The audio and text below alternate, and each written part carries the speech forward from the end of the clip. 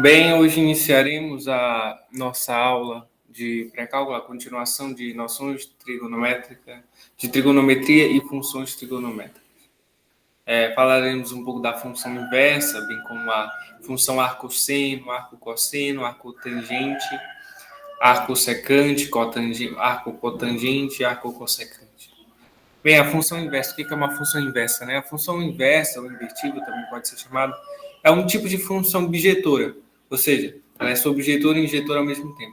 E ela recebe esse nome justamente a partir de uma dada função f, usando a inversa de f, é possível inverter os elementos correspondentes. Perceba que no gráfico a gente tem de A para B, de 1 projetando 1, cada um com seu par correspondente, 2 para 3, 3 para 5, e isso já é praticamente o conceito de função. Agora a inversa vai ficar bem mais explicada aqui. Portanto, se identificarmos que uma função f é bijetora, ela terá sempre uma função inversa. Perceba que agora para 1, antes nós tínhamos de B para A, e agora de A para B, e agora nós temos de B para A. De 1 para 1, 3 para 2, a gente inverteu. Praticamente é isso. Ela terá sempre uma função inversa, mas é necessário o quê? Que ela seja bijetora. Dada uma função bijetora de A para B com domínio A, imagem B, ela representa a função inversa. F a menos 1 de B para A. A notação, né, da inversa. Com domínio B e imagem A. Logo, a função inversa pode ser definida. X igual a F a menos 1, né, que é o significado da inversa, de Y, somente se Y for igual a F de X. Como mostra o nosso conjunto, basta que a gente inverta domínio e imagem, pronto, nós temos. E isso é necessário para que isso aconteça, claro, que a função seja bijetora. Agora entramos nas funções aqui, arco, seno. Não é possível inverter a função seno se considerarmos o seu domínio original. Toda a sua prolongação, né, todo o seu período. É necessário que a gente restrinja. Se restringirmos o domínio no valor de menos π sobre 2 até π sobre 2, aí sim a gente pode inverter ela. A função seno é dada, aqui nós temos como que ela é dada, o seu intervalo de menos π sobre 2 a π sobre 2, e é chamada função arcosseno, arcosseno, e é denotada por y igual, aqui nós temos a sua anotação, esse ARC é de arco, representando que é a inversa do seno, arcosseno de x, ou y igual a seno a menos 1 de x. Portanto, a função arcosseno será, aqui nós temos um intervalozinho dado, né? Ou seja, a gente inverte.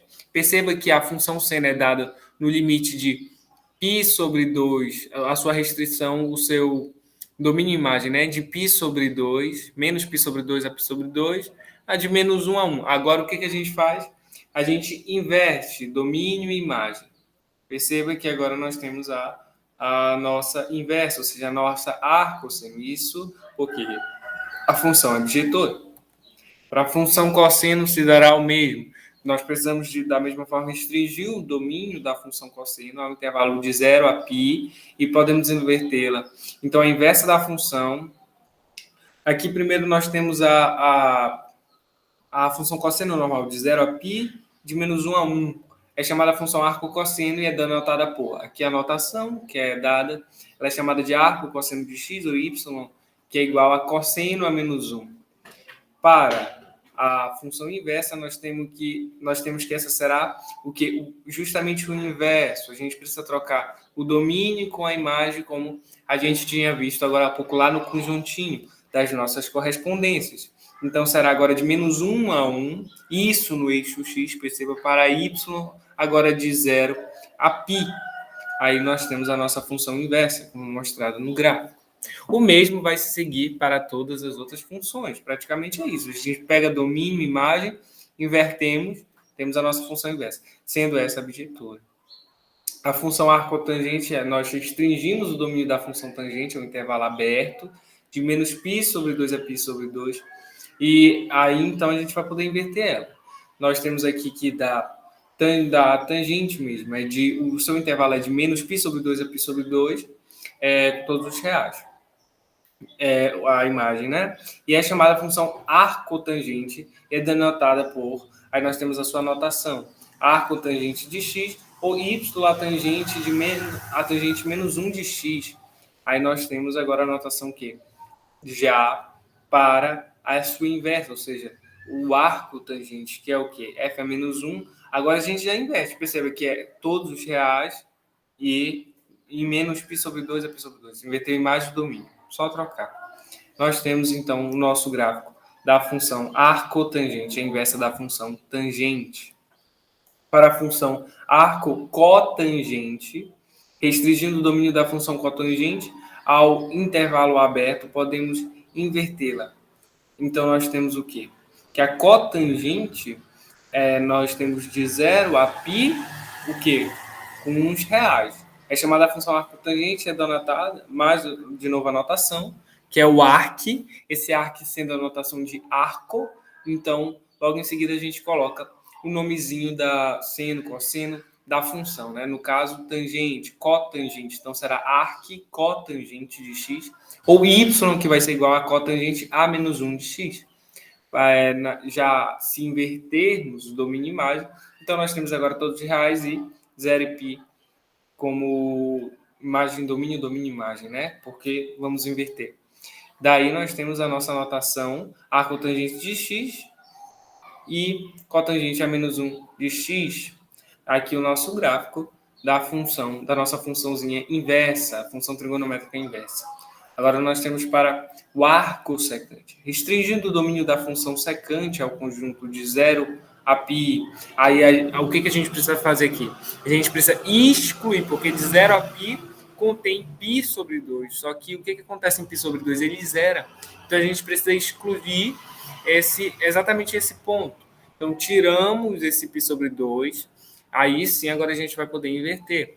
A nossa função inversa, então, será de 0 a π, a inversa não, a normal da função secante. Então, é de 0 a π, excluindo o π sobre 2, e aqui nós temos o domínio imagem de menos infinito a menos 1, com a união de 1 a mais infinito, como você pode bem observar no gráfico, né?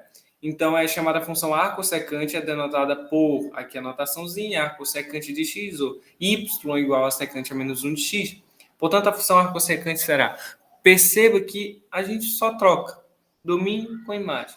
Trocou, pronto, você tem a sua arco, né? O seu arco, você tem a sua função trigonométrica inversa.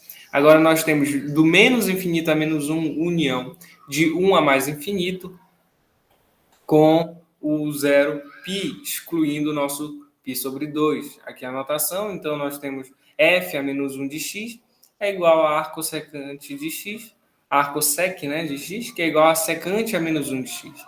Essa é a nossa função arco-secante, a função inversa da secante. Agora, para cossecante, a nossa arco-secante, a gente restringe novamente o domínio da função. Cossecante é o conjunto do quê? De menos π sobre 2 a π sobre 2, esse intervalo fechado, restringindo o zero, porque aí vai zerar.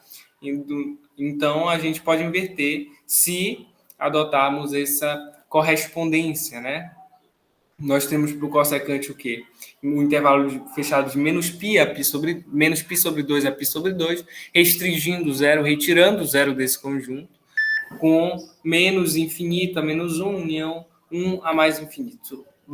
Praticamente bastamos inverter e chegamos à nossa função inversa. E é dada a notação dessa como y igual a arco de arco, né? Arco cossecante de x, ou y igual a cossecante a menos 1 de x. Portanto, a nossa função cossecante será, a gente inverte, temos a nossa função arco cossecante, então nós temos a notação de f a menos 1 de x, que é igual a cossecante de x, igual a cossecante de a menos 1 de x. Aqui o nosso gráficozinho mostrando isso. Aqui nós temos as referências bibliográficas. Obrigado por seguir e até a próxima aula.